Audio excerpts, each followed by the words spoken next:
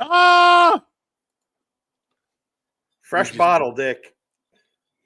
Got it for tonight. Already almost gone. Yeah. And we still have to talk about Innocent Blood and Star 80. Star 80. The connection being women who are naked and are brutally murdered. Well, one woman is a severe victim, the other one is a victimizer. There you go. Makes sense. This is your episode though, so go ahead and do your intro, play the theme song. Oh yes. Well, okay, we got Star 80, which is a movie I've never seen before. No. And I'm glad I did because I did pretty interesting. Well made. Bob Fosse's last hard movie. Watch. It's a hard movie, but it's we'll get into that. And then you have Innocent Blood, which is John Landis's funny vampire movie, which is like a completely different kind of movie after Star 80. This is one of our very, very different movies episode. Sometimes they're very similar.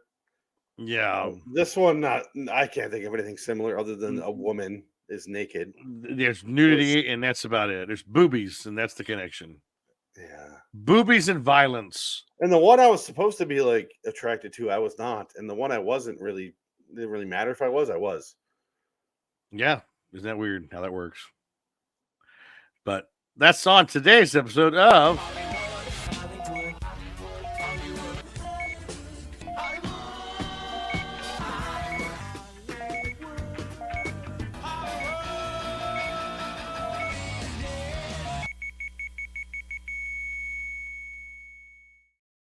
Now episode 162. Dick. Wow. 162. Yeah. 162. I chose Star 80 way early. Yes. I was like, I had my short list, even on this show. I have my short list in like real life. Like, these are the movies I want to watch. Like The Lighthouse. I watched like the first half an hour of that.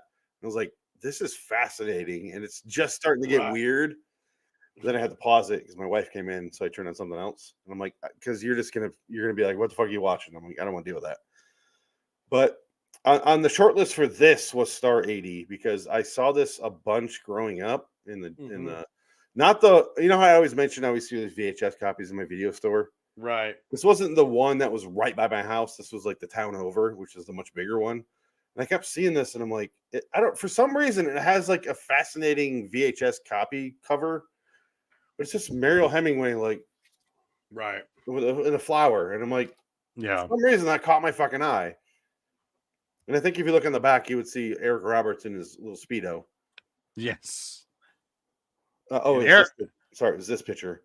Yeah, sorry. For some reason that caught my eye. I don't know why, but Star 80's always been in my head. And I'll be honest, the real reason I picked it is because for 20, 25 years now, there's been I love the Bloodhound Gang, so do you, so you know what I'm talking about. But there's a Star 80 reference in one of their songs.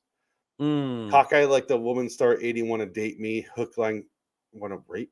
I forget how the lyric goes. Now your woman want to date me. But it was Star 80, and he mentioned it. I'm like, I do need to see that. And ever since, it's been 25 fucking years now when that song came out. Yes, it's been a while. So here we are. Yeah. So I finally was like, you know what? Enough's enough. I need to choose that fucking movie because there's two Eric Roberts ones. There's this one, and there's the Pope of Greenwich Village, which I'm choosing. Yes. Where that's the Charlie, you took my thumbs, Charlie. That's Eric Roberts. Like the two movies where he's really fucking good in his career ever. Well, no, Runaway Train. He was nominated for an Oscar, I think. I think he was for Pope of Greenwich Village as well. Yeah, no, he's a good actor. He's a good actor. I think the problem with Star 80 is it was too soon. I think that's the problem. Because this happened in 1980. It was August of 1980. Her ex-husband, she went to go talk to him, and he kills her, shoots her with a shotgun, and blows his head off with a shotgun.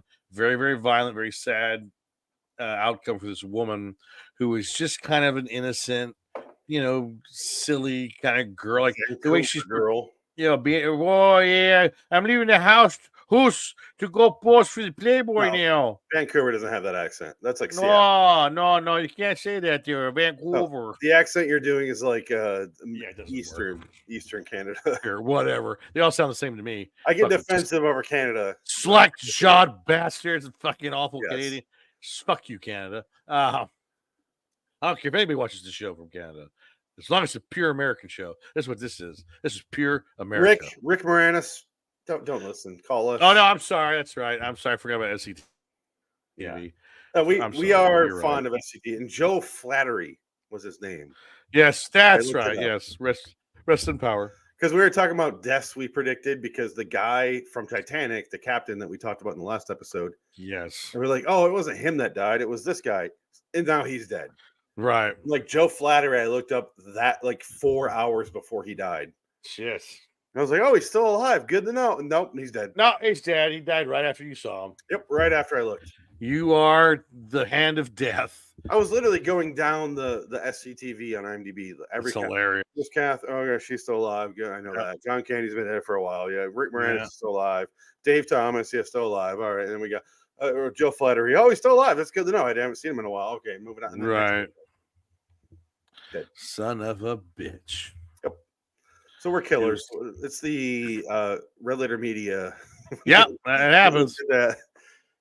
Every time you mention someone elderly, they die. It's our curse. Yes. You son of a bitch.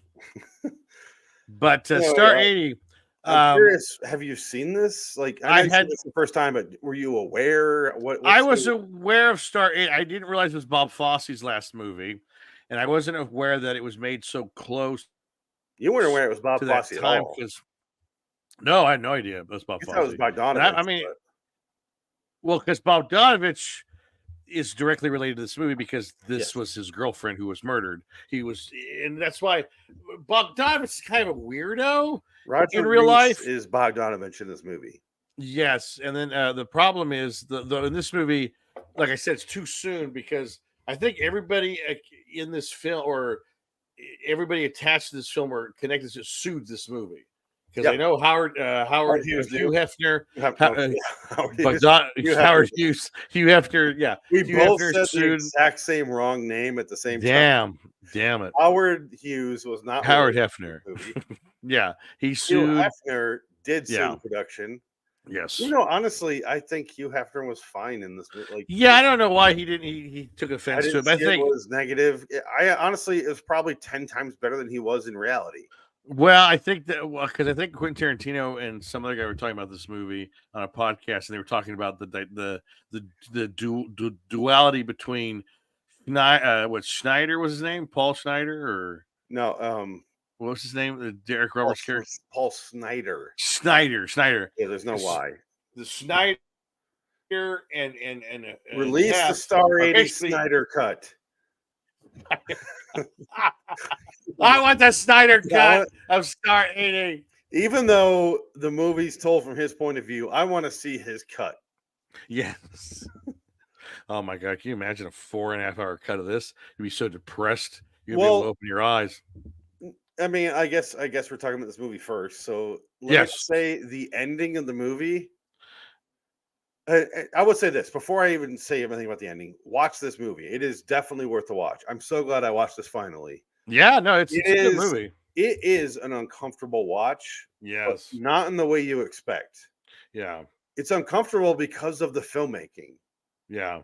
Like the story itself is fairly walk through standard. Jealous boyfriend kills the girl. Jealous husband, blah, blah, blah. But like they keep cutting the like interviews and being like, yeah, I knew this guy was fucked here and this was fucked and whatever. I fucking did it anyway. And you're like, you should have said something. Like it's just like a thousand little opportunities. Like you should have stopped or said something, and nobody did anything. Well, it's like that one part where the guy, his friend, was going, I could deal with asshole Snyder. I can deal with Zack Snyder, but I can't deal with this Snyder. This emotional Snyder. I don't think I can deal with it. Oh, genuine, I think is what he used. Genuine. When he got serious and was like, I'm worried my wife's going to leave me. And he's like, oh. And it's really sad. It's like, that's the thing, though. And I think that's why this movie has such a controversy at the time, because they Eric Roberts isn't portraying this guy as a psycho. No. He's portraying him as just a kind of a lost dummy. Like he's just kind of a dumb guy that met this girl. He's a pimp. I mean, he was always a pimp, and like that's what. But so is Hugh Hefner. So it's like they're the same characters. Only Hefner is high end society pimp, and he's like street level pimp, and he's Yeah. not he's below that because he's not even that good. But in the way that Eric Roberts portrays him, it's almost sympathetic.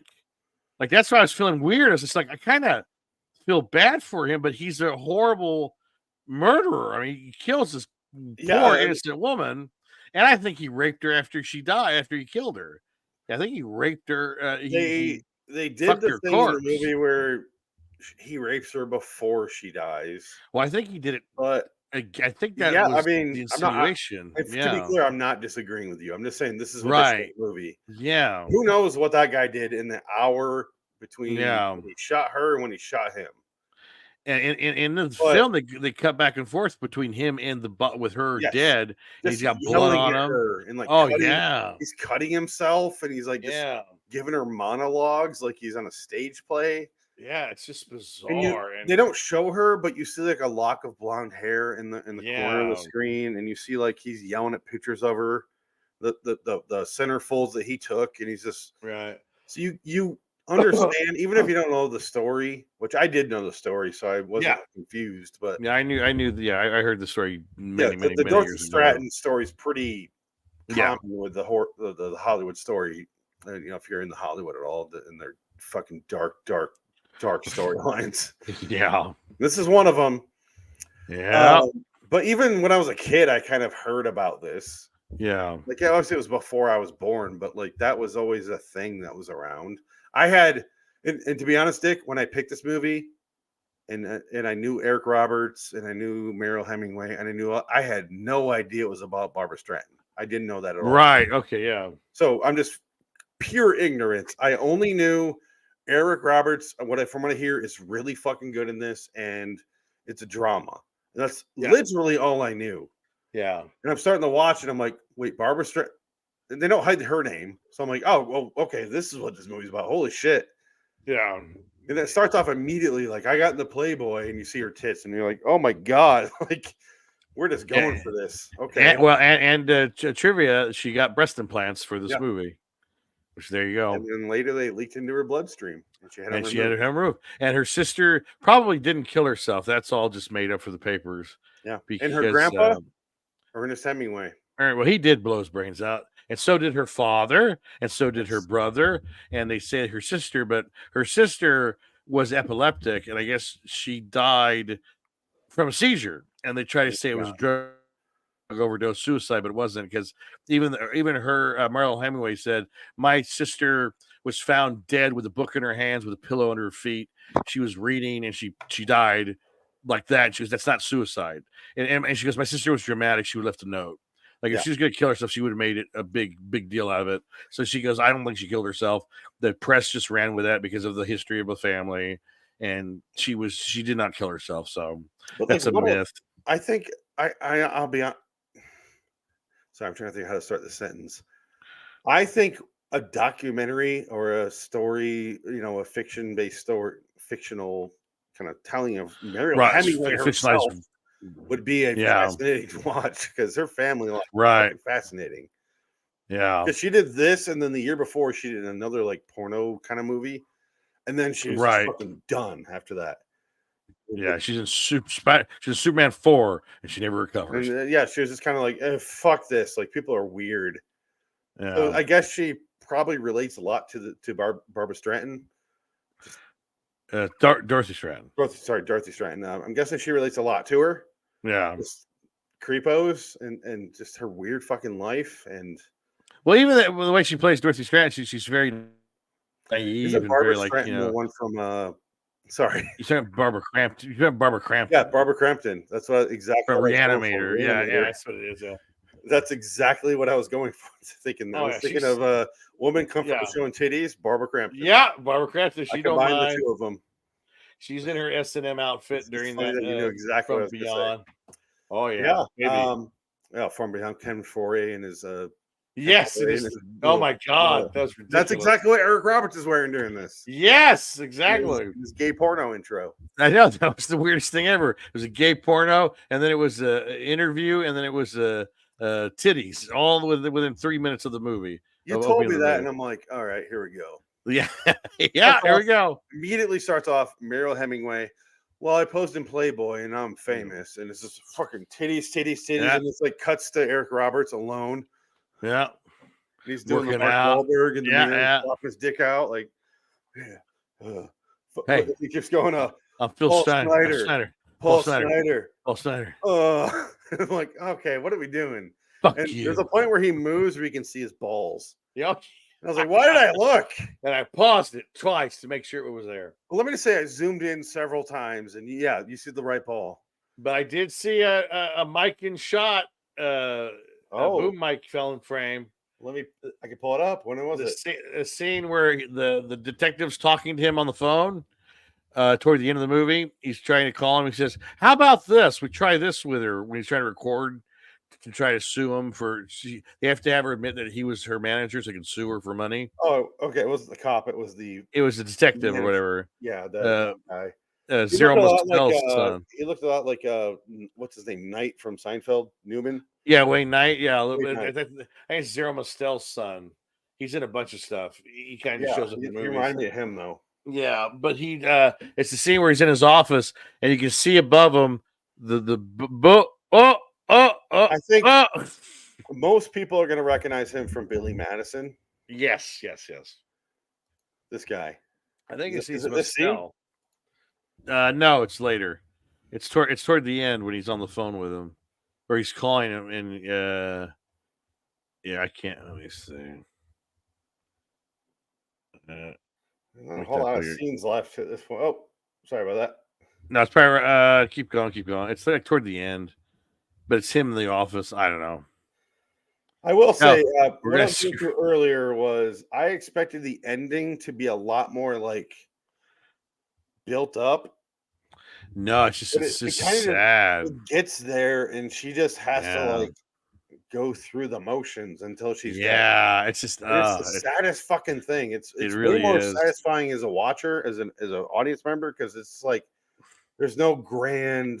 Here's what. No, I'm gonna fight that. No, none of that. It's like she clearly is almost out the door. Yeah, she feels so bad for this guy because he's clearly gonna kill himself when she walks out. That she's like, all right. She comes over, she gets undressed, and he's just sitting there with a gun. And he's like, it's over there and fucking just rapes her. It's almost and then immediately throws her on the ground real. And blows her fucking brains out. Yeah, it's almost too real. That's probably how it happened. It's just bizarre. And I'm almost glad they did it that way because it made it feel way more. Yeah, it affected me way more because I was like, oh, yeah, that's hard to do because this is a true story with real people. So I'm waiting for it, knowing what's going to happen, and they still caught me off guard because it was so like nonchalant. Though I think this movie may have killed Bob Fosse because he died like 3 years later, and this movie had a lot of controversy behind it, and I think got sued by 3 or 4 people because of this movie. So he's just like, it might have been before. There it is. That's it right there, right there. Which is very sweet. I was thinking. Oh, I love when they cut to Hugh Hefner and it's this woman going. She's really cute. Already planning her replacement. Yeah, goes, she's cute. Okay, where's she from? And she goes, Nebraska or Iowa. He goes, love her. Well, no, I don't think he's not replacing her because this is just showing you what's happening at the same time. Because it is, but also they show the Bogdanovich character shooting his movie he's editing, and he's like, "Give me a coffee with cream and sugar, please." I agree, but also, why have this specific dialogue? That's just this is day to day. I think this is, but I don't think it's him dumping her because he knows she's dead. I don't think he's dumping her, but I also think it's like life moves on already. Right? Yeah. Oh no, yeah. He's already starting to go to the back of the line. Right. Yeah. That's what I'm saying. Okay. I was going to give Hugh Hefner some respect. I think he did actually, because I remember seeing like the documentary on E or something, and Hugh Hefner does talk about it. He did talk about how special she was, and you can tell he had a thing for her or a respect for her or something. Because say what you will about Hef, he did like women, and he didn't, made him famous and paid him. Yeah. And we just watched SWAT. We just reviewed the SWAT Zone. And speaking of, here's Cliff Robertson. That's right. Yes. Devin, He's in 100 Yards Over the Rim. That's right. Classic. Well, Bill, she's a technician for a pharmaceutical. See, they got to go to the parent, the daughter, and the mother's chilling out. He's getting Donovich is coffee. editing. Yeah. How fucking good is Roger Reese here? Yeah, I was surprised. He hit his accent. He has a thick accent in real life, like real thick, like drought. Like he's in Cheers. He's in Cheers, but he's fucking Drew Carey show. He's the sheriff of Nottingham. The fucking dude is in everything.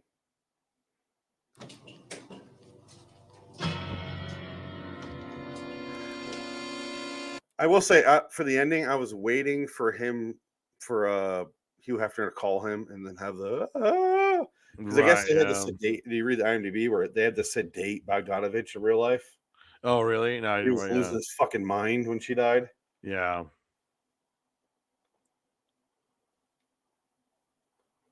No, it was before that. It was right before the. That's it, right there. That's it. Look at the top of the screen. You're gonna see a little dip. Go. The top of that scene. Beginning. Good Lord, yeah. we're spoiling the movie to people. No, I mean, okay. Here's the beginning of the scene. It's the scene, yeah. I think you can't see because your name's in the way. Oh, I can't. I'm looking at the screen right here. I don't see it. Oh, okay. But all right, I'll trust my version tipped it, but yeah, that was the scene because I had to order it. I was gonna buy the DVD, but the DVD was more expensive than actual renting it on Amazon. It's honestly, I'm at a point where I'm like, do I want to own this movie? I don't think I can sit through this thing again. No, I think once this is a one and doneer. I think it's we did an episode about movies you watch once, right? Yeah, and I think this is one of them. Not because it's bad, but because it's really fucking good and it's uncomfortable. It's just sad. Yeah, it's just really because sad. I expected it to be like. Do you remember we did the episode on this show for the two Milos Forman movies? Right. The People versus Larry Flint. Yes. This is the closest movie I could find to that. Right. It's about the woman, but that movie's like more like I don't know. That movie's not as personal, and it's not as introspective as this movie is. This movie is Eric Roberts going insane, and you sit there and watch it. There's nothing you can fucking do about it. You almost feel like complicit by the time it gets to the end. Right. You're like, why didn't anyone stamp it? And you feel like partially responsible. Like, come on, it's very obvious. But like in reality, in real time, you don't know. It's just this is a random crazy guy. And I guess even Roger Ebert and Gene Siskel, I guess at the time, said Eric Roberts should win the Oscar for Best Actor because they were shocked that this movie was completely forgotten by everybody. But I think because of that, for that reason though, because it is too soon. I think that was the problem. Yeah. If this movie would have been made 10 years later, then you would have had something. But Eric Roberts would have been too old and he couldn't have done this part. The director would have been dead. Yeah, that's true. Bob Fosse. Yeah. How do you Freakin' would have made this 10 years later? Yeah, it would have been terrible. It would have been his Jade period. His Jade the Guardian period where he's making garbage movies. Because it's a movie made in 1983 about a crime that happened in late 1980. August of 1980 is when she died. So very, very quickly after. And after a TV movie starring Jamie Lee Curtis already come out. Yeah. So you're talking, there's already a bunch of like adaptions of this already in the pipeline when this movie is made. It's so weird. I guess what we're saying is I don't want to hear shit about Oliver Stone making a 9/11 movie right after, like a few years. Right. After, Yeah. 5-6 years after. It was 2006. So 5 years after 9/11. Yeah, 5 years. Yeah. Maybe calm down. Yeah. This is right the fuck after that, where her family like is still going through. They're still settling like her estate. Yeah. There's a fucking second movie about that. Well, I guess Paul Snyder also was part of the Chippendales. He created Chippendales. Yeah, well, that makes sense because in the beginning there's those guys that come out I guess he was one of the founders of with their Chippendale. packages. Yeah, wow. So I guess we can thank him for that amazing Chris Farley, Patrick Swayze sketch on SNL. Magic Mike. I mean, I haven't seen any of those. Channing Tatum owes his entire career to a Soderbergh. man that murdered Dorothy Stratton. Steven Soderbergh made more movie off that trilogy than his entire career combined. It's kind of sad, isn't it? That's got to be true.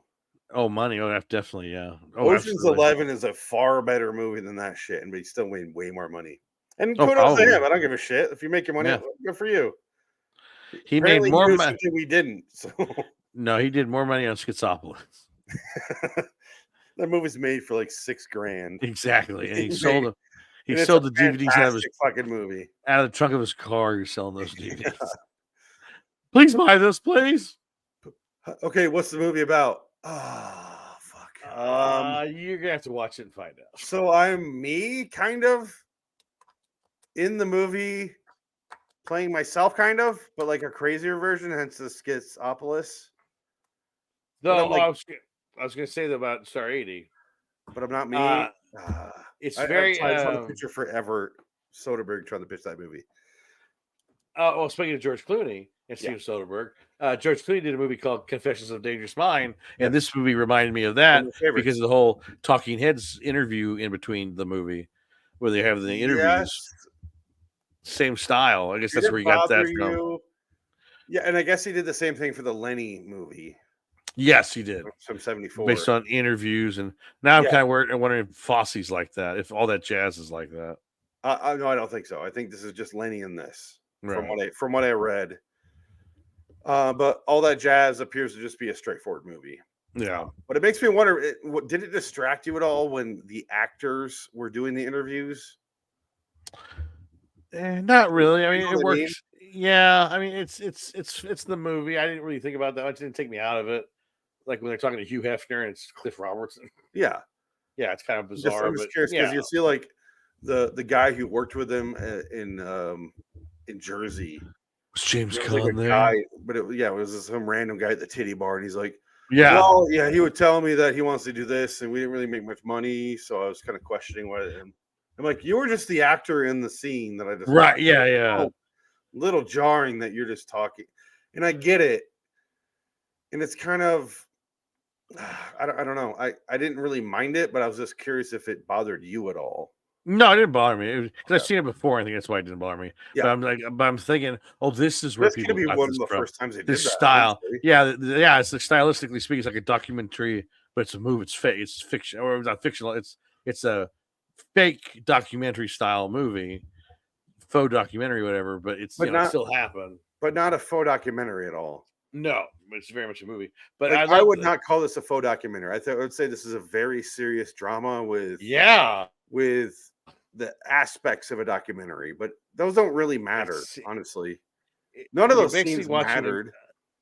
No, it's basically about a man who self destructs. Yes, and that was a fascinating part of the movie. And it's so, and you feel like I said, you feel bad for him because, like, he goes to the mansion, he makes a fool of himself, talking to all the celebrities, and like, you're Miss July. I remember your likes are my this God. and that, and it was like, ugh. That's the most uncomfortable scene in the entire movie. Yeah, He's there and he meets Hugh and he goes, man thinks that war is good. And he Right. just quotes to Hefner. Hefner. Yeah, He goes, yeah, he's quoting old me, not very well. yeah. And Hugh Hefner's clearly uncomfortable and just goes, nice to meet you, Paul, and walks Yeah. away. And then he keeps doing that with everyone he meets. And then I think the most telling scene in the movie, if you ask me, was the second time he gets called back. He forces a call back to the Playboy Mansion. Yeah, he's playing And pinball. he's down there. He's playing pinball with the old Playboy girl. Right, yeah. Barbara. Sorry, what's her name? Barbara Crampton. No, I keep saying Barbara, but what's her first name? Oh, I forgot. It's Baby or something. It's like Dorothy. The one that Dorothy takes over for, and he's just Right, yeah. and he's just like, is Hugh? Oh shit! Here comes Hugh. And he just looks at Hugh eventually after a while and just goes, Yeah, it's just bizarre. Yeah, and you see like the guy going like, she called him in and he said we got lemon, so Yeah. You know how big she is, and he was like fucking fine. Yeah. But the telling part is like Eric Roberts' eyes are just like, He's so yep. yeah. I know you don't like me because I had a Yeah. whole scene about how much you don't like me, but fuck Yeah. you, I'm here. I'm forcing my way. I don't know. It was a very telling scene for me.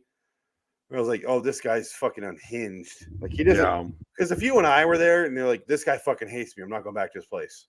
That would be the rational explanation. Like, I'm not going back there. Fuck that. Well, I wish for the pinball. If you said he had pinball and it was Twilight Zone, I mean, yeah. Come on, Hugh. I just want to play the pinball. I'm not here for you. You know, get some Hugh, ass. hate me all you want. I want I get this. it. I hate me too, man. I get it. I literally just want to play this pinball machine. Can I have this? I know you can buy another. You know what I mean? That's a separate conversation. He did this around Hugh on purpose. It is. Yeah. It's like this snake-like maneuver where he's like, I got into your house on a technicality. And he looks at him like, yeah, I'm here. What are you going to say? Yeah. Nothing? Okay. And then he sits there and he plans around Dorothy's plans with that girl. He's like, we're going to do this and we're going to do this. And he's just like making this. I'm like, you're a fucking snake in the grass. But my favorite line of the whole movie was that where he goes home with that one the stripper and he leaves. Black girl? I got to get up in the morning, get the fuck out. I love that. It was, oh god. Because she has the line of, I bet you're wondering what Dorothy's up to tonight. You probably think she's doing something like we did. Yeah. And he's like, all right, I gotta get up in the morning, get the fuck out. Get the fuck out. He just walks off. Hottest girl in the movie. That's so funny. I was waiting for something with that, but no, it didn't go anywhere. Nope. And then you have a movie directed by John Landis. Yes, let's switch over to that. Oh, what do we give? No, we'll do it at the end. Sorry. No, sorry. You're right. But John Landis in a movie called Innocent Blood from 1992. One of my favorites. It's a nice little fun horror like comedy movie. And too bad La Femme Nikita can't act for shit. La Femme Nikita is fucking terrible. I love you. You sound like John C. Reilly with an extra chromosome. Well, that's what you sound like when you do that. When she has that monster voice, it sounds like that. Well, let me play a little bit. I'll kill you. I'll kill you. It's just a goofy, funny movie. And so back to Robert Loggia, he was supposed to star in this movie, Dennis Hopper, and hey, what are you, some kind of a freak? That's what we're doing. Oh, Chaz. How did Chaz Palminteri die so fucking quickly into this? Oh, it's hilarious. This movie has almost every single mafia actor. Like all the Soprano guys are in this movie. It's kind of funny. I mean, Carmine's in it, for Christ's sake. I never saw Carmine anything else. Paulie's in it. Random character actor. What's that other guy's name? I don't remember his name. Black. Something. I always forget his name. I think it's David something. He's a main in. He was Richie April in season 2. Yeah, what the fuck? No, and he's hilarious in this movie. He's so funny. No, I'm talking about David Proval as Landis. David Proval, yeah. He's great. He's in there. He's in Shawshank as Snooze. Yes, he's in a bunch of movies. That guy's in hundreds of things. Fucking, he's in. He survives the whole movie until the end. But yeah. But Paulie, I was like, oh, Paulie's fucking out. What the hell? And Paulie got his neck broke. Everyone dies, and I'm like, everything dies. Okay. And so Chaz Palminteri, they show the intro, and it's like, LaPaglia, Chaz, you got Loggia, you got fucking all these character actors from The Sopranos and beyond. And I'm like, oh, Kim Coates, pretty good fucking cat. Oh, they're dead. Like Chaz Palminteri gets killed immediately. Yep. It was just, and that's what. Sorry, I didn't mean to cut you off, Dick. I'm so sorry, but this is my first time watching this, and I was so amused, going like, this is fascinating how quickly they're going through these like known actors nowadays. Yeah, no, it's funny. It's blowing through them. Everybody's getting killed left and right, and that was half the fun of watching this. And then Robert Loggia's having fun in this movie, and he's I'm now watching this. This is the second time I've sat through and watched the whole thing, Oh, really? and he's just having fun. Robert When Loggia. was the first time you watched this? Oh, years ago. If I think I bought it on DVD, and the DVD's terrible because it's a bad transfer. It's a pan scan transfer, not widescreen, not H. It's not even. It looks like a video cassette version. It's too dangerous.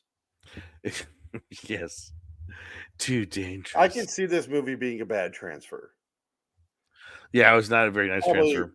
It I guess probably there's was a Blu-ray 4x3, copy. and then they pan and scan and Yeah, threw that that's what it into a was, yeah. widescreen version, Yeah, and it was like clearly the TNT cable version that they threw, and it's like no, but I love that. the version I had looked pretty fucking good. Did you get it from Amazon or where'd you find it? I don't want to say.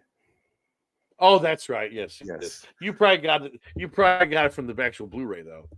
Probably Yeah, a rip from Blu-ray. No, For movies I know I'm going to watch, I do my research a little bit, and I look for the Blu-ray version. But this one, yeah, looked pretty fucking good. I didn't have any subtitles, which sucked when she talked anytime. yeah. You can't understand half of it. I had subtitles for Star 80, but the problem with the subtitles for that movie is they were 35 seconds behind.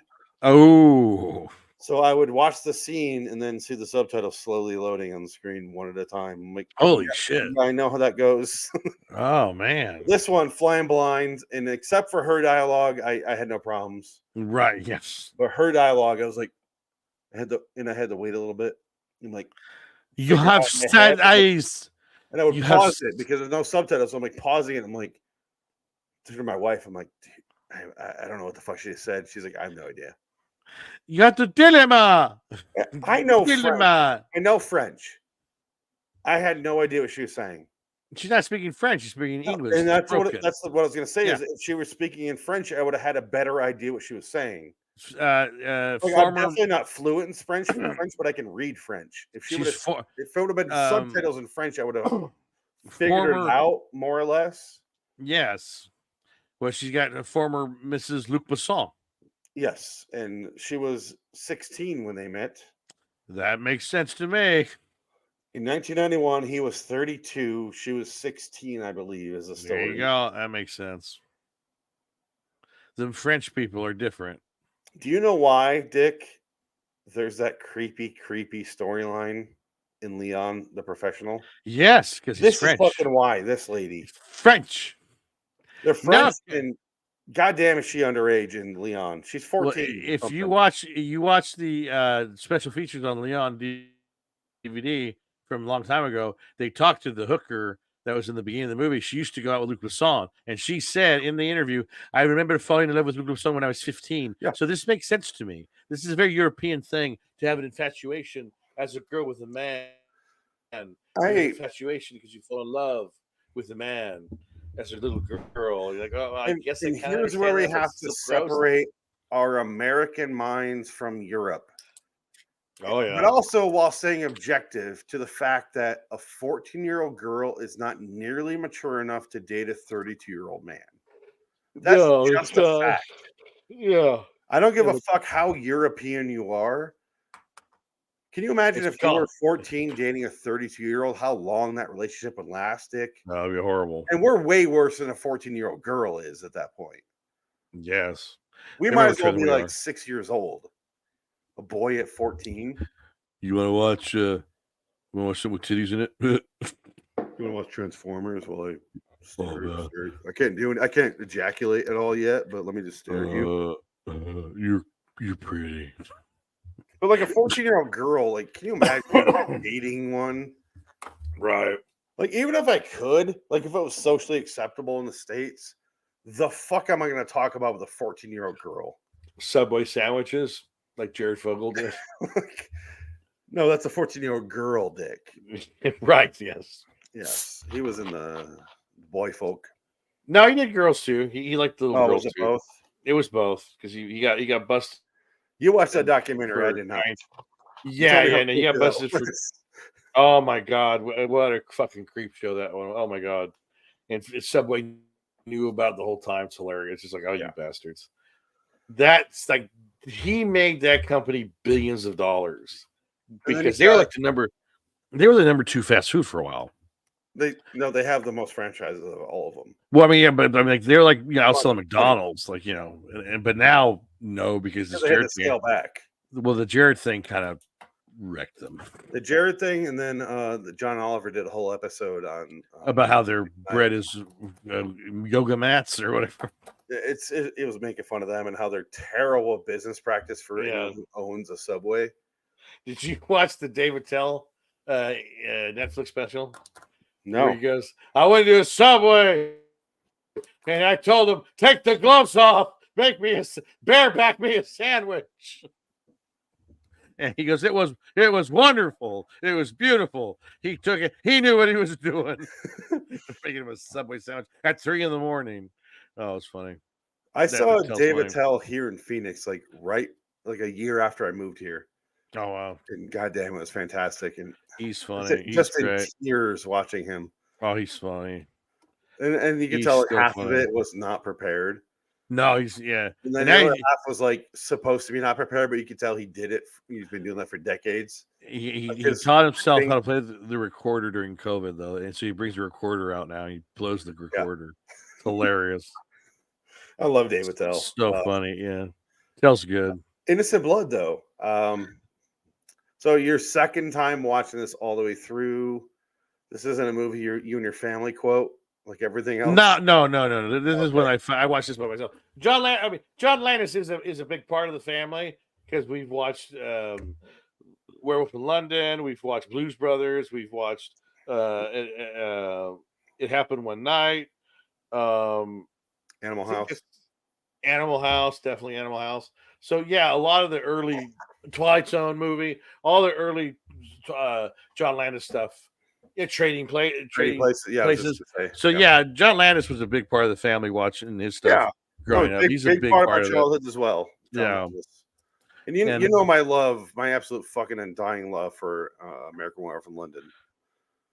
Oh yeah, just one of my favorite fucking movies. And this was definitely comparable, but not nearly as much fun as that movie is. Well, I think the problem with this one was I like the movie, but I think she's the weak link. And anybody could have been a better choice for this than her. Well, it makes you wonder, like, why is John Landis? Because the sequel to American Werewolf in London is American Werewolf in Paris, and you're like, right?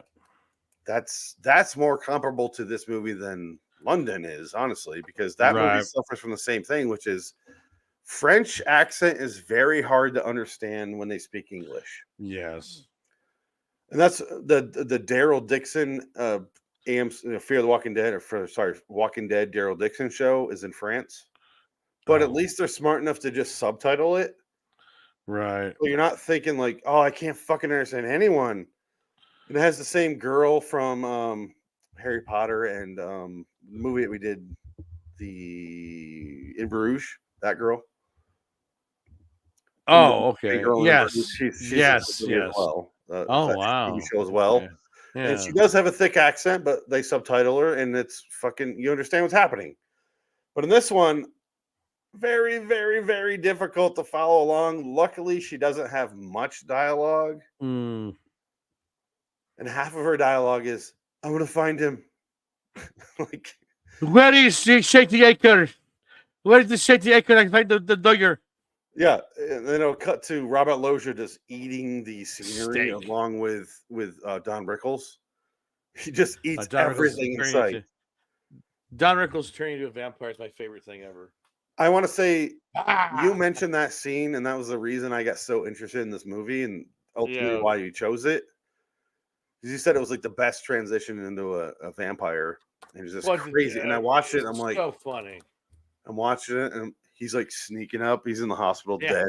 He sneaks up, and he's like, and she goes, yeah. And he's like, and holy shit, the his arm and it looks so fucking good. Yeah, the good make it's really well done. Yeah. Usually we can tell how it was done. I have no idea on this. No, he did a killer job on the makeup for that. Yeah. It was really like it was glowing through his arm, and I don't know how they did it. I want to show it. Yeah, no, it's like really quarters of the way through the movie. It's really well done. It's just how and his arms fall off, because they're burning up. He's burning from the inside out, and his arms fall off. His big, thick arms fall off. His Popeye arms fall off. Big And then chubby dude. the constant screaming. And I laughed though when you told me this movie is filled with free movies. There's always somebody watching a free old movie. And yeah, you're right. It's throughout the entire movie. They're watching old horror movies throughout the entire movie. And again, that goes back to my cliche scripts. Just Yeah. I have a whole section in that about watching the same 2 scenes from Night of the Living Dead. Oh, yeah, It's exactly. either they're coming to get you, Barbara, or it's that they show that naked zombie in the yard. It's the same fucking 2 scenes every movie you see that movie in. Because it's a free movie. Fuck it. Show it all you want. That's what I forgot. I love that part. Chaz Palminteri, when they go to the TV and it's that movie, the Attack of the Monster movie, and the cop gets eaten by a dinosaur, and he goes, "Wait," and they watch it. And he goes, "I love that part. I love that part." And they just keep start. It's just like what out of nowhere. It's just so funny. That's what caught my attention to the thing. Look at that. Yeah, look at that. Well, that's awesome. So he's sneaking up on the nurse. I love the fact that they have different color eyes, each one of them. Right. But then the French girl has all the colors, and she can. Well, it depends on their. It's like the mood ring. It's different feelings, different emotions, different colors. But she like scrolls through them like an index at the end, or she's getting fucked. She's getting pounded by the Lapalia. But here's that fucking great scene. Yes. Look at that. Oh, it's well done. That looks so fucking good. like even if I freeze frame, that looks fantastic. Yeah, I did a really good job. Like now that I'm watching in freeze frame, I can tell how they did it, but holy shit, it looks good. And it's constant screaming. Everybody's screaming.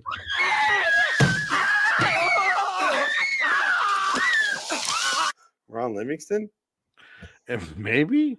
No, it's the bedpan scene from American Werewolf in London. Right, yeah.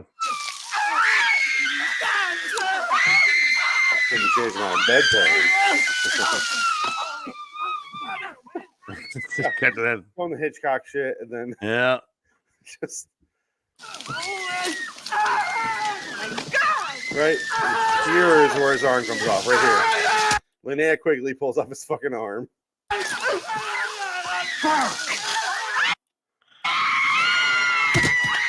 Holy shit! Do you see how they hit the ground? That looks so good. It's really well done. Yeah, it's awesome. And it makes you like realize this is a guy who 11 years before this did the most fantastic werewolf transformation in history. Oh yeah, absolutely. Like I don't think they're gonna ever get any better than that.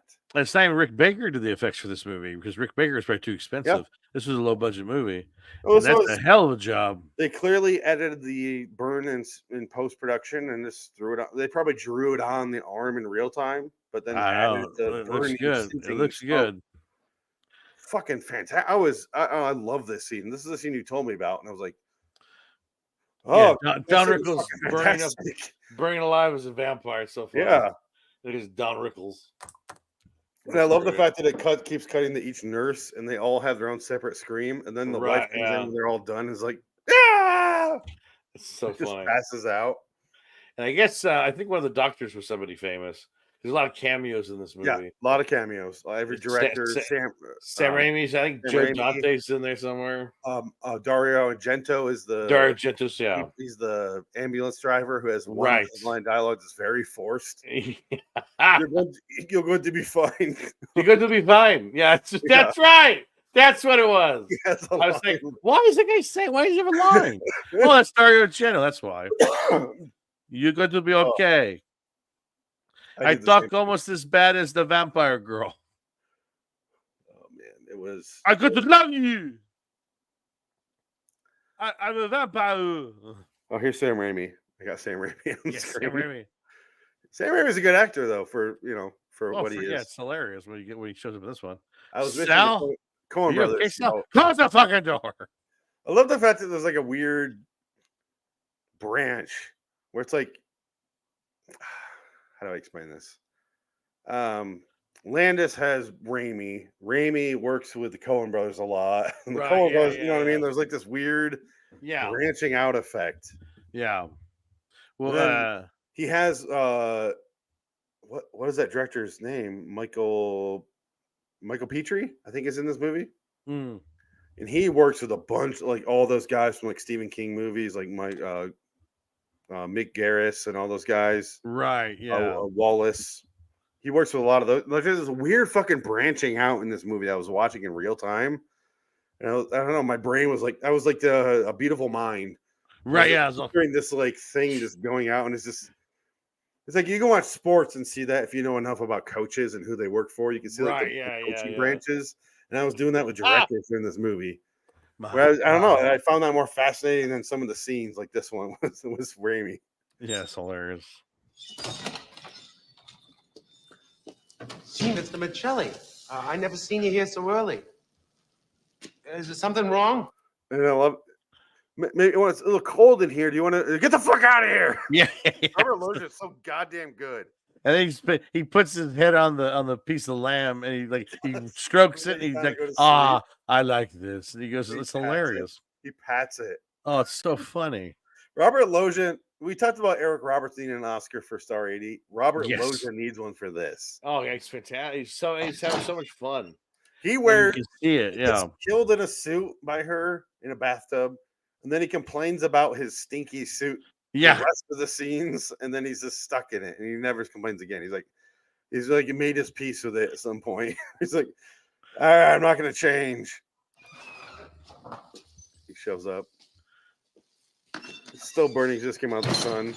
He crashed his limo into that guy's van outside. Right. Yeah. Yeah.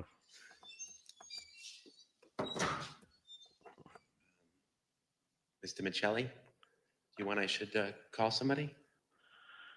This is good. Leave me alone. Shut the door.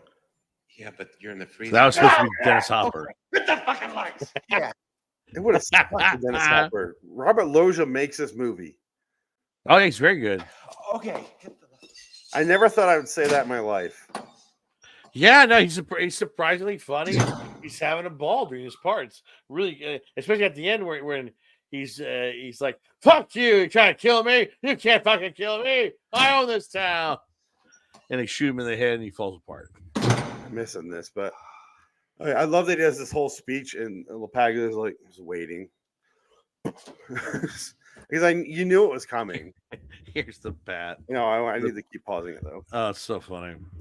Yeah, it's Robert Loggia makes this movie by hamming it up, but also like he's really fucking good in the scenes he needs to be. He makes the scenes with Don Rickles and his wife right like tension filled. I didn't know if he was gonna kill Don Rickles, and I didn't know if he was gonna kill his wife. And he keeps like grabbing weapons, and I'm like, here he comes. Nope. Okay. Like every time he grabbed a fork or a knife, I was waiting for him to stab the wife. I'm like, oh, okay, well, they're gonna live. He innocently gets to the basement, and he's like, well, you know, he kills Don Rickles, and his wife comes down and is like, you killed him. He's like, yeah, I killed it. Like, yeah, he was tasty. Yeah. I had to do it. I'm sorry. Well, then at one part slowly chasing where he smells he smells down to the pie from outside. He jumps out the kitchen window. They're all yelling at him, and he like that's so funny. No, it's an entertaining movie. It's a fun movie. I do enjoy this movie.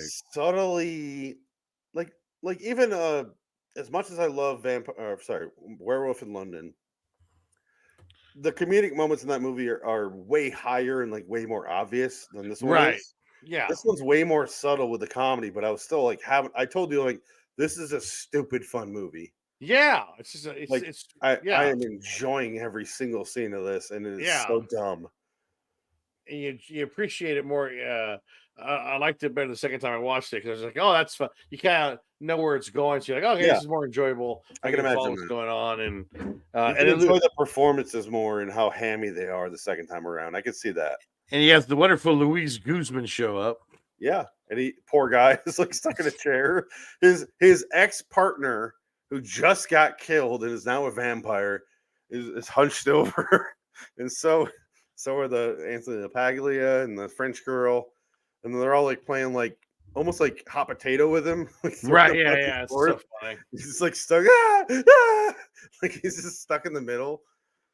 Oh man, again, it's a lot of like stupid scenes that tied together just make a really fun movie. But like, if you look at it from the outside and you're like, that was okay. Right? Yeah. But like, I loved every single scene I was watching. It's a lot of fun. It just there's well, John Landis, he knows how to handle Yeah. horror and comedy and violence and and even the scenes with them in the hotel room where like they're kind of flirting and LaPolia's like, I ain't gonna touch you, you're a fucking monster. I don't want to go anywhere near you. The And only she, like, reason he puts fucks that- her is because Yeah. he wakes up and he goes, look in Yeah. the mirror. Like, Yeah.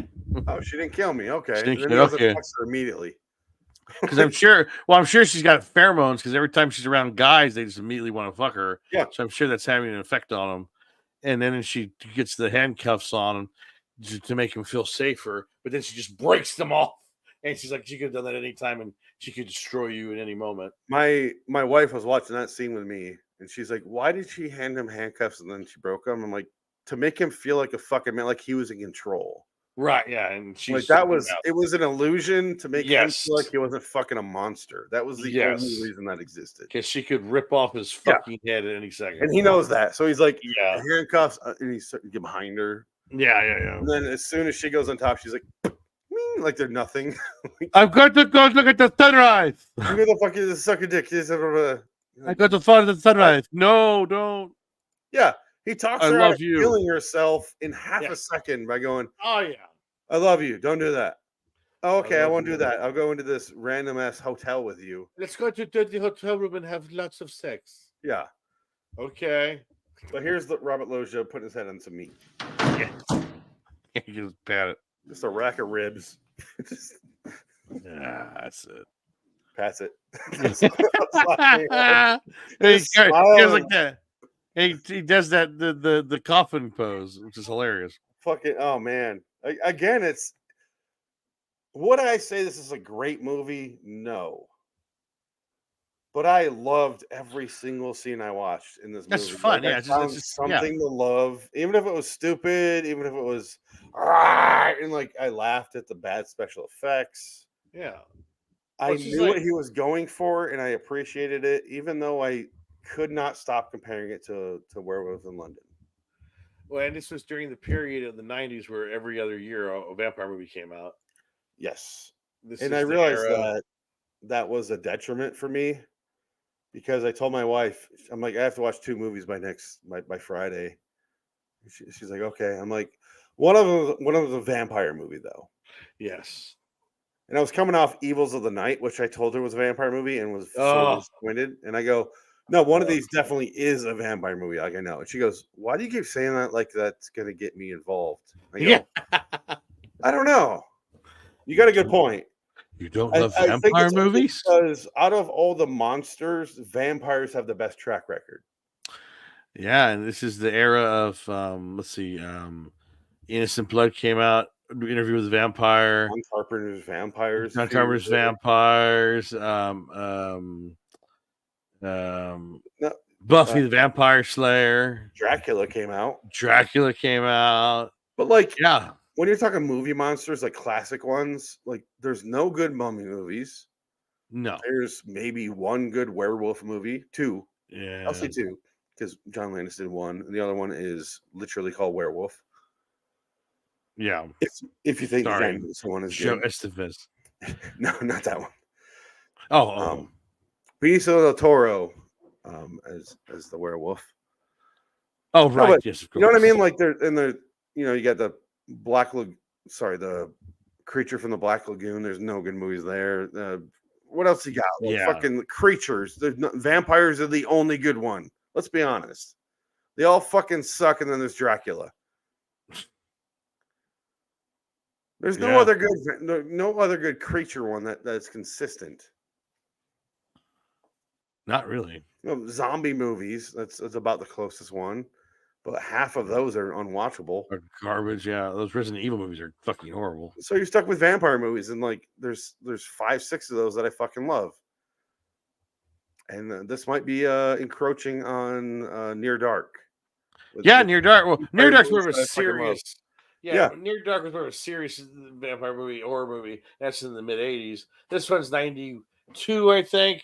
Yeah. And it's more or less a But at the end comedy, of the day, goofy. you got to compare them as just a vampire movie. You have to rank them. Right. So in this one, exactly. I honestly think I might like more than Near Dark. Oh yeah, I think this might overtake it. Well, as number Near Dark was on my list. Yeah, it's a fun movie. Like I said, Innocent Blood's a fun. I'm glad you enjoyed it because like I wonder if he's gonna like this one. This one's pretty good. Well, I like it's John Landis. Yeah. Yeah, yes, and it works. And Robert Loach is fucking hilarious, and Rickles is funny, and then Angela Bassett shows up for no reason. Why the fuck is Angela Bassett in this movie? She does nothing. She's just there. And my wife goes, "Why is Angela Bassett here?" I go, She has like 3 scenes yelling at Anthony Paglia, and then she's out. Yeah. Look at this. You got Paulie right here. Yes. Yeah, look at that. Those guys. You got a guy from Casino, and then Loja hamming it up. That's so good. I love that he goes, "Please don't go kill a guy on my lawn. Please don't do this." Yeah. Come on, Sal. I can't let you do this. Help! Sal, listen to me. You're losing it. Don't murder a cop on my lawn. Sal.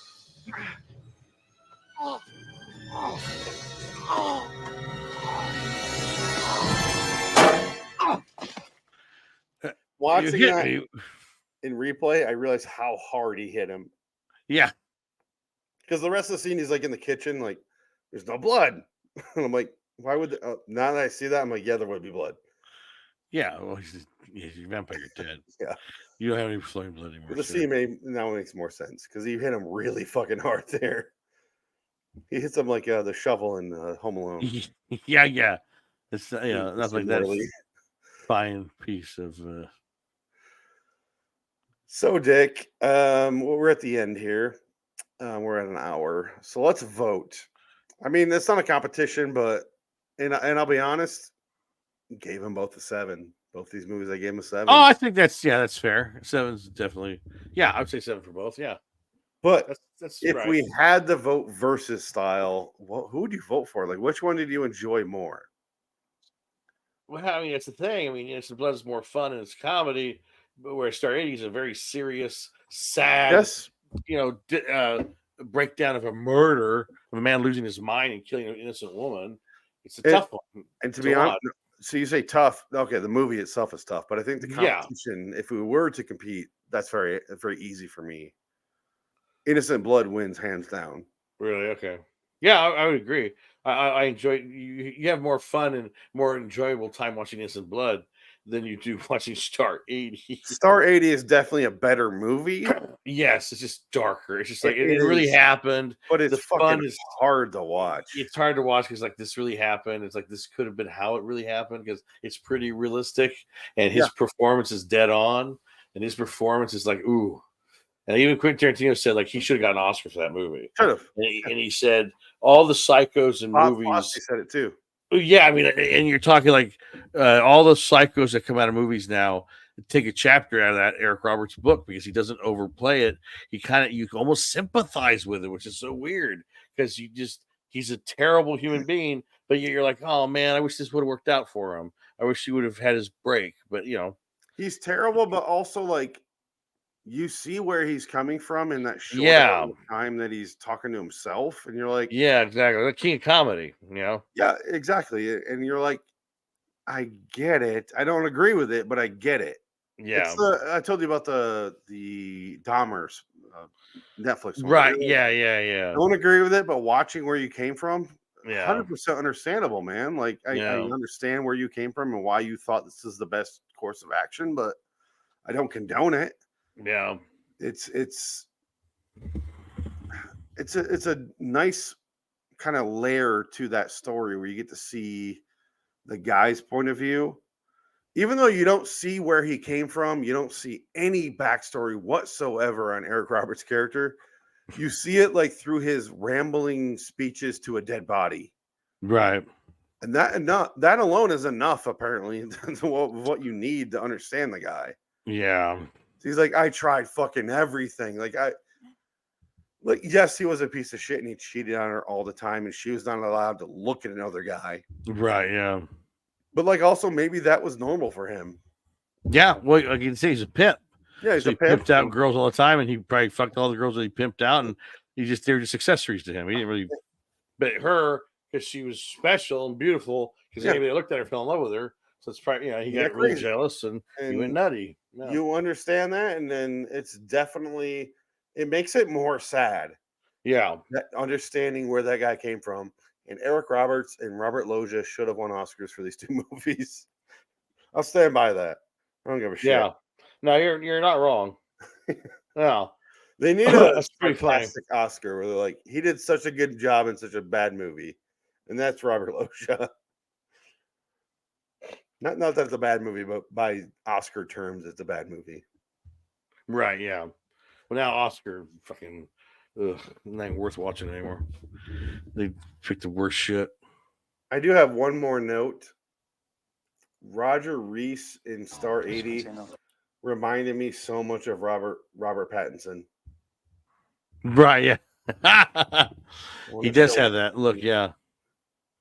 Sorry, I'm trying to find it here. There's one scene where he's just talking to her and he's like so calm. It's got to be in the scene in the hotel, maybe with her and him. Yeah, where he's just like calmly explaining. That's before this.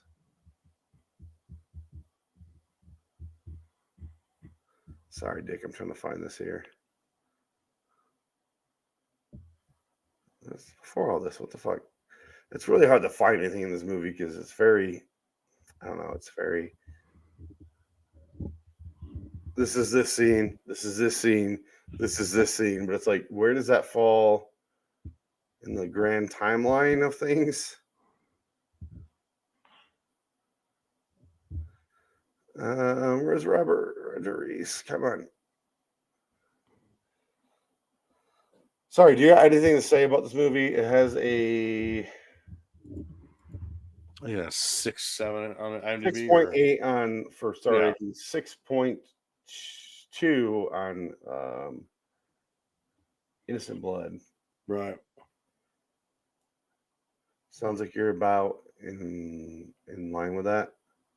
Yeah. Yeah, it's just Needed a yeah. stamp for a minute here. Oh shoot. Oh, by the way, Beetlejuice. No, It's coming. It's October. I saw a trailer pop up and I was like, doesn't exist. It's moved fast like it was nothing. No, it's coming. It's real. No, it's not real. You can't tell me that.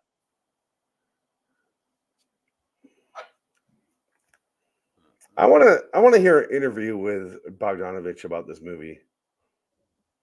Oh God, he ain't talk about that. The weird thing about Bogdanovich was, not only did he dated Dorothy think this Stratton, is right?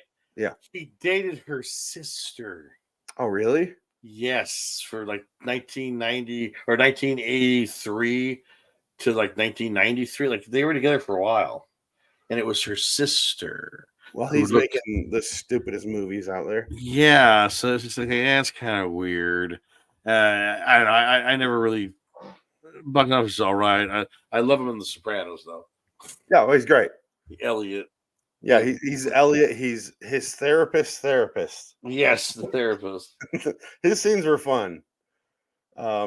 He basically does the role in that show that David, why am I blanking on his last name, did in that terrible monster movie we just watched in the show a few weeks back, the Clive Barker one. Oh, Nightbreed. Nightbreed. Yeah. David Cronenberg. David Cronenberg, yeah. Here's his scenes. Would you like to see some of my pictures? Are you not getting Robert Pattinson vibes from this guy? Oh no, it's happening. Oh. Look at that. No. He looks like it's Robert sounds like Pattinson. It's Robert Pattinson in the reversal makeup or computer CGI when they de-age him. It just looks like that to me. It's crazy. But it's He's Robert Pattinson. No. Like very subtle. I don't know. I'm a big fan of Robert Pattinson, so I think he got like harshly portrayed by everyone. It's just that fucking franchise is doomed. It sucks. But everything else he's in has been fucking fantastic. He's a really good actor. Yeah. But seeing this guy, Roger Reese, here is just Robert Pattinson. That's all I see when I watch this. It's that super low key, not trying to steal the scene, just there. Aram says it's going to be a closed set and a very tight schedule. That's it. He said, That's his whole introductory scene. I don't know. I was blown away when I'm like, that's all he did? Like, Yeah. He's in it for probably 3 minutes altogether. You're like, oh wow.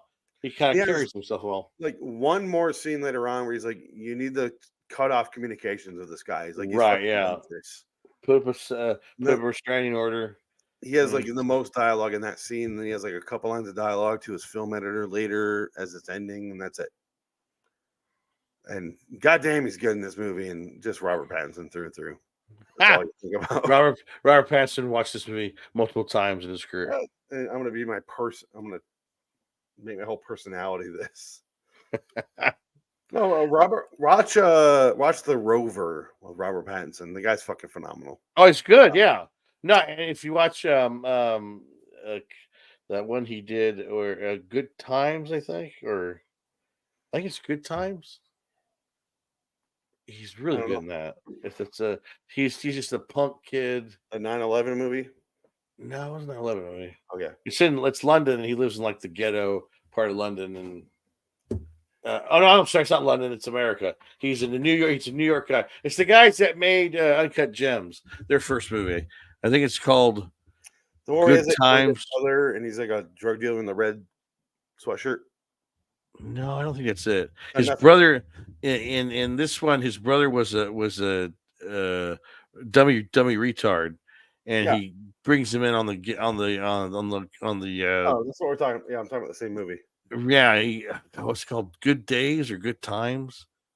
I completely forgot he was Batman. Now that's right, he's Batman. So he was a good Batman. He wasn't a bad Batman. About High Life. Maybe. No. Good times. It is Good Times. Yeah.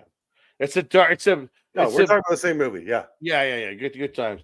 That's Robert Pattinson. That's when I saw that. I was like, you know what? Robert Pattinson's a pretty good actor. Yeah. And then Rover, I saw Rover, liked him in Rover, and then I saw him in some other things where he's kind of like, he's funny. He's like self-deprecating, but the whole Twilight thing, he's very self-deprecating about that. He's just like, it was a job, and whatever. I can't, Team Jacob's stupid, all that crap. He doesn't care. Well, it was Twilight wrapped up in 2012. The Rover came out in 2014, and I watched that, and I was like, fuck those movies. This guy's good. Like, they wasted him. Yeah, they did. You could tell he could not wait for that shit to be over. Yeah. Yeah, that 9/11 movie. He also did Maps to the Stars, that Cronenberg movie that fucking sucks. Yeah, it sucked too. There's more than a few Amazon or direct movies that are terrible or streaming. The other one, George Miller's movie, the one about the genie. No idea. Idris Elba's in it. He's a genie. Oh no! I remember we talked about that, but I don't remember what it was. Yeah, it didn't do so well, and it's a George Miller movie, which is so weird. It's like a goofy genie movie. It's like a goofy Twilight Zone genie episode. Dick, we have one more piece of business to get through. Business. Pick a movie by Chinga Chavez. Yes, that's right. And then we're done after this. Yay! Let's listen to some cowboy porno. You hear it? Oh wow! Look at that.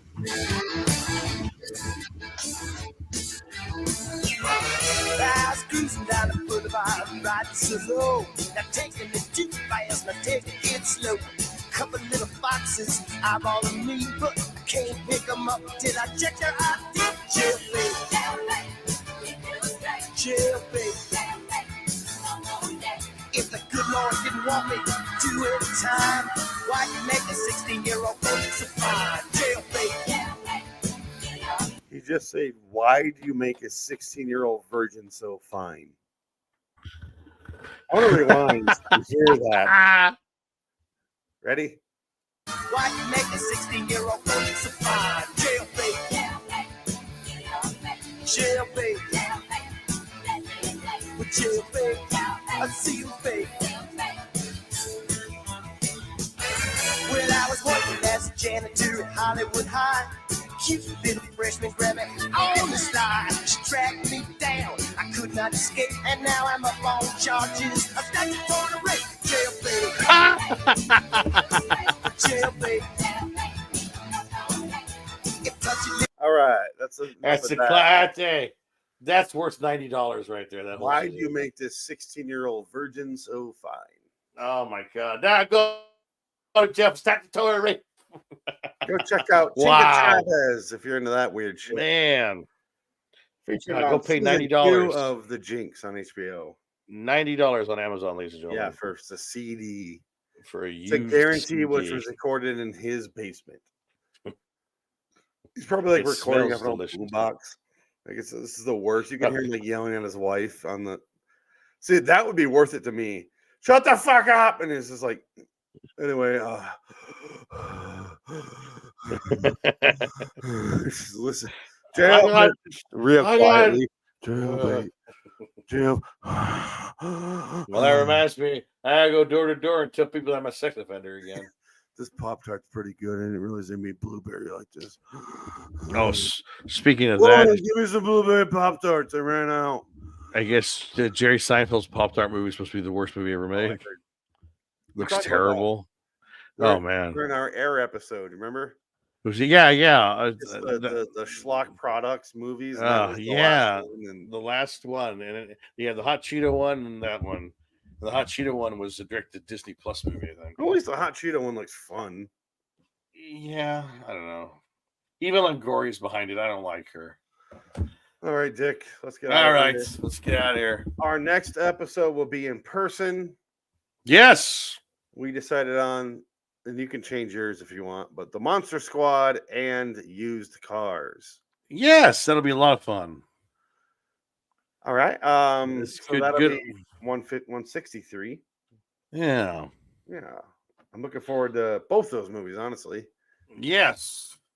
And Used Cars is another one of those movies I saw at the not my VHS rental place, but the big city one, quote big city. Right, yeah. I used to see that there because it's Kurt Russell like doing his thing in front of the cars on the front cover. Yeah.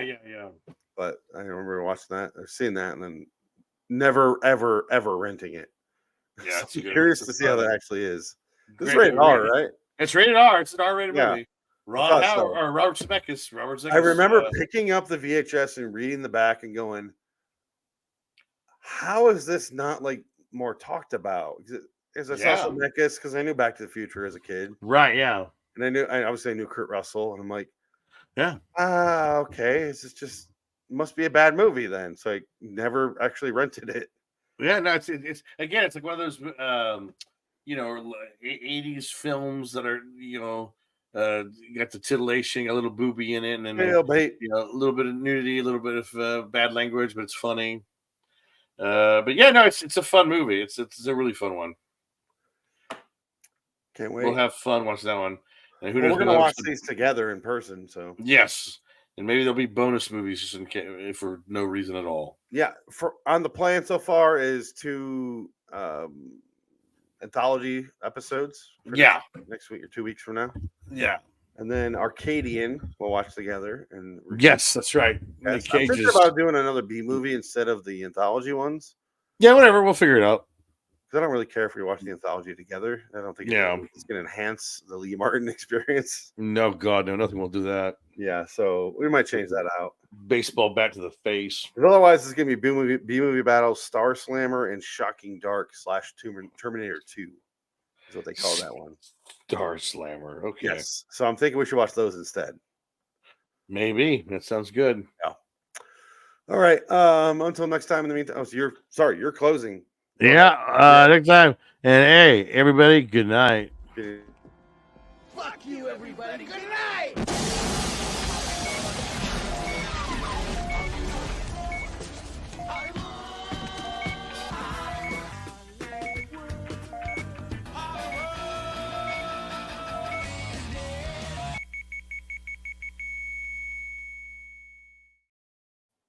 Phoenix West.